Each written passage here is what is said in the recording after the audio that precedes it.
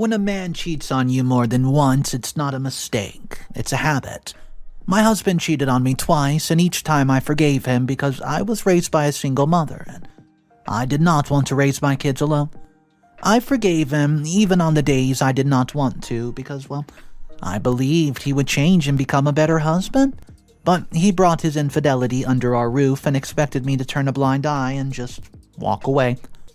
When John and I met, I knew he was a divorcee, but he never told me he was still in communication with his ex, Millie. Millie was the first love, and they dated each other since his college days. But they could not be together because she was a serial cheater and an alcoholic. It was not until 2 years after our marriage that I found out that John was cheating on me, and his affair partner was his ex-wife. I found out through text messages on his phone that he had forgotten to delete, and I was very heartbroken. John and I dated for a year before we married, and well, we were married for only 4 years and we had 2 boys. The day I found out, John had been secretly going to visit his ex-wife, and most times he would ditch the kids and me to be with her. I was so heartbroken. I could not hold back my emotion, so I confronted him, and he begged me that he would change and made me promise I would not mention it to his parents. John was the only child of his parents, and like every other child from a rich home, he made a lot of mistakes and made really bad decisions, and his father was not happy with him. My father-in-law, who is now late, and threatened to take John out of his will on so many occasions, hoping that John would turn a new leaf even after getting married for a second time. Even before we married, I knew my father-in-law was not supportive of John's marriage to Millie. According to him, Millie was terrible for John, and she pushed him to do all sorts of horrible things. With Millie and John's life, well, John could not think for himself, and he nearly fell into the chains of drug addiction, and his parents not intervened in time. They eventually divorced on the grounds of infidelity, and Millie cheated on John with his best friend, and John found out a couple of days later and could not take the betrayal. But despite their divorce, I noticed that he still had a soft spot for her, and this led him to make a very stupid decision. About 2 months ago, my father passed away. He had chronic heart disease, and after years of living off medications, he passed. His death did not come as a surprise to us because in his last days, we all knew he didn't have very much time left, and that's why he put everything in place. In his will, my father willed the house that we lived in and other properties to John, his only heir. Then he left some other things for his grandsons, and when the will was read and John found out my father had willed everything to him, he was so happy, and in a twinkle of an eye, his attitude towards me and the kids changed completely. He started staying out late and most times would go out to drink with some of his wretched old buddies and would not even return home that night. Sometimes he would even disappear for 2 to 3 days and come home to take some clothes, after days of not being around. I'd be lying if I said I was surprised that John was acting this way. Deep down, I knew he would become a different person and had been pretending while his father was alive, so he would not get kicked out of the will.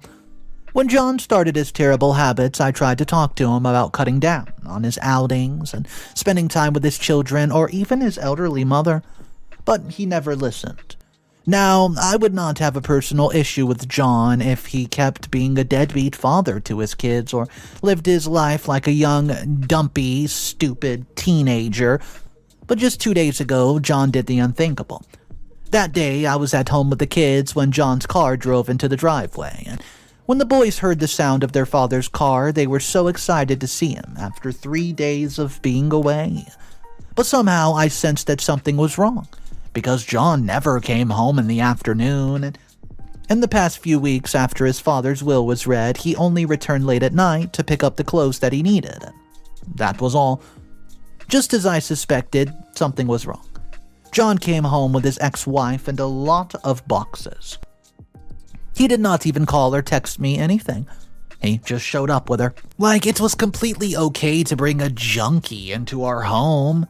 When I told him that I would not accept living under the same roof as her, he told me that he was the head of the household and he could do everything he wanted. He even went as far as saying that I could leave the house if I was not comfortable with the presence because Millie would not leave the house until he said so. Well, this caused a serious fight between us, and I had to report him to his mother. When John met his mother, he said that Millie needed help with accommodations, and he felt responsible for her. So he asked her to move in with us. I don't know if this has happened to anyone before, but I cannot let a toxic person and an alcoholic live under the same roof as me and my kids. Well, what do I do to kick her out and teach John a lesson? I look forward to your suggestions. Thank you. Update number 1. Hey everyone, and thank you for all your suggestions. Some of you are saying I should move out of the house, and I understand you're saying this for my best interest and that of my kids, but I just can't do that. I know the house belongs to John, but it also belongs to his children. It's not my fault that their father's a deadbeat, but I owe it to them to give them a good and balanced life. I'd say the most annoying thing is that Millie has been getting on my nerves lately. She eats and refuses to wash the dishes, and she does not clean up after she makes her meals. And since she's moved in with us, the whole house has been an absolute disaster. The day Millie moved in with John, I stopped sleeping in our matrimonial bed because, well, John asked her to share the master bed with us. I've been so hurt lately, and I cannot just accept the defeat and walk away. Just 3 days ago, Millie and I had an altercation, and she mentioned something about me being a log of wood in bed. She claimed that the reason John left me for her was because I was boring and terrible in bed, and I dressed like an old woman. Hearing those words hurt me, and I knew John had been telling her terrible things about me. Someone asked if I did not see the red flags when John and I were dating, and I'll be honest, the relationship between John and I was on and off. I knew he was a spoiled brat, but I expected that he would change after we started a family together. It was after we married that I found out what I've gotten myself into, and by the time I was already heavily pregnant with our first son, I could not walk away because his parents assured me that he would change once he became a father. But that never happened.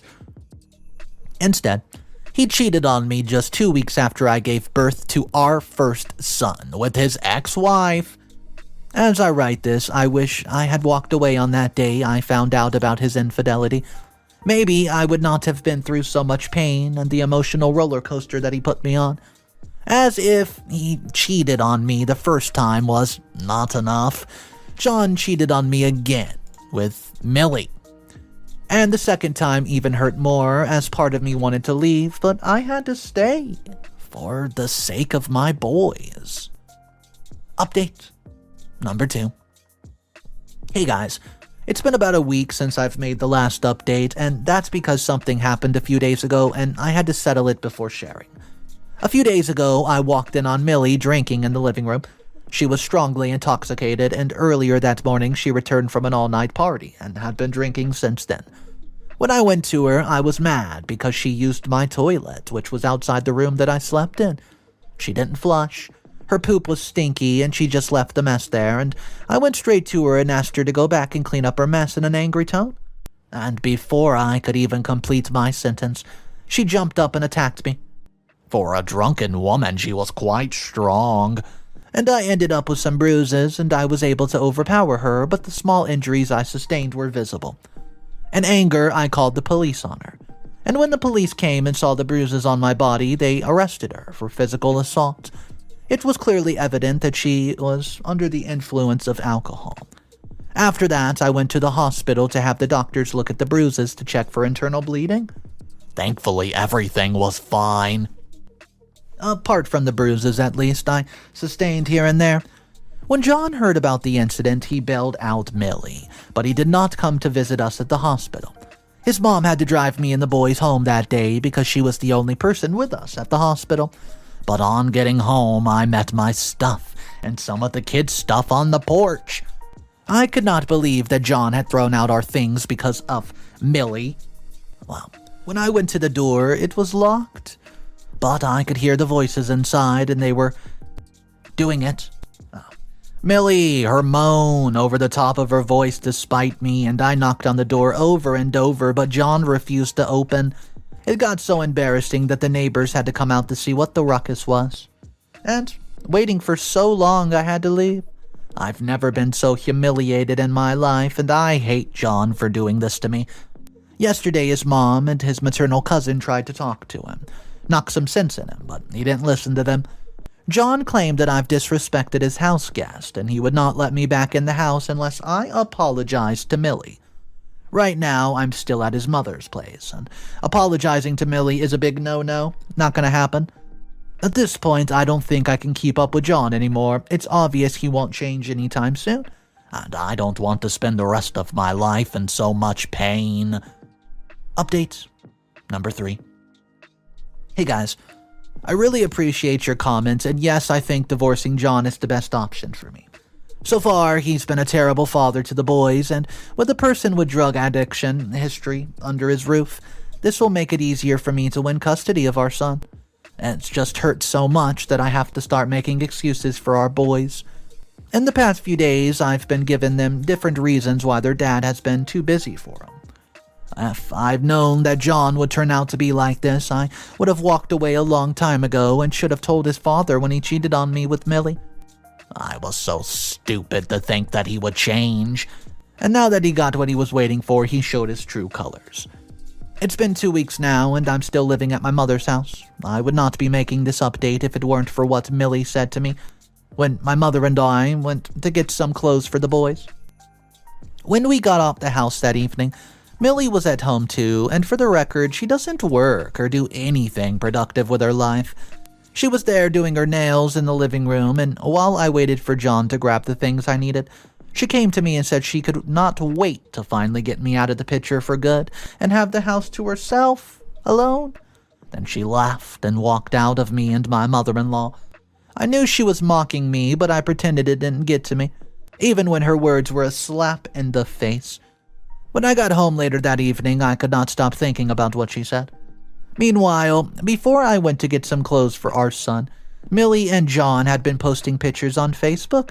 They both went on the boat cruise the previous weekend, and John kept posting right from the time that they left the house to everything they did there until they returned home. Well, he even added a caption about him being happier than he had been in years and finally getting rid of toxic energy. I think someone here suggested that I should reach out to my father-in-law's lawyer and report that John had kicked the kids and me out of the house, since the kids were also entitled to live in the house until they turned the age of 18. So I reached out to my father-in-law's lawyer earlier today. We'll be meeting them for 2 days, and I'll make another update as soon as I can. I hope this meeting turns out positively. Update number 4. Hey guys, I'm actually making this final update. So much happiness in my heart. I'm so glad I listened to your suggestions in the comment section and reached out to my in-law's lawyer. When I met with my father's lawyer, I told him everything that John's been doing since his father's will was read, and he was very surprised. I told him that John kicked me and his sons out of the house and insisted that I had to apologize to his ex-wife first before he let us in. When the lawyer heard all of that, he was so mad, and he told me there was a part of the will he did not share because he thought John was a changed person like he pretended to be when his father was still alive. The part of the will said, if John did anything stupid that could ruin the lives of his children, then I had the full authority to take over the house and other shared properties that were willed to him. That's right. When the lawyer read this part of the will to me, it felt so good. It felt too good to be true. But after I read it with my own eyes, I knew it was time to serve John and his ex-wife with a bit of cold revenge. After the meeting, I pleaded with my father-in-law's lawyer to follow me to the house the next day, and he agreed. When we got to the house that day, John and Millie had some of their creepy friends over, and they were having a house party. I knew John would not talk to me, so his father's lawyer did most of the talking. When John heard that I've taken over the house and some of his properties because of his bad behavior, he just thought that the lawyer was bluffing until the lawyer showed it to him. Well, the look on his face was worth everything, and I wished I could have framed it.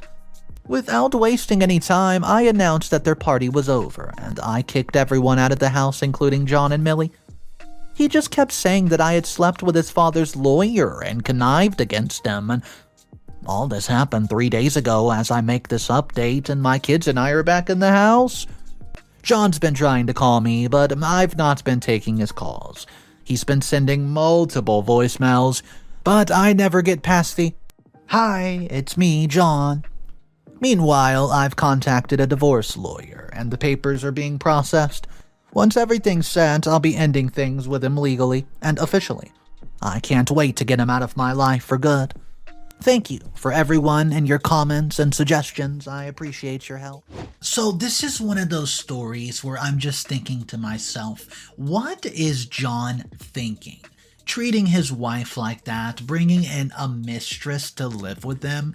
Thank goodness even his father knew better and had a clause written inside the will that says if he does anything that'll harm the children, all the power goes to OP, and I don't know what we would have done if that was not the case. Guys, my name's Mr. Reddito. I want to know exactly what you thought about this story. Drop your comments downstairs in the comment section if you were in OP's position. What would you have done? Let me hear from you guys. I post stories like this every single day. So if you want to be a part of these stories, hit that subscribe button. I'll see you in the next one, and just remember, it's cool to be kind. See ya.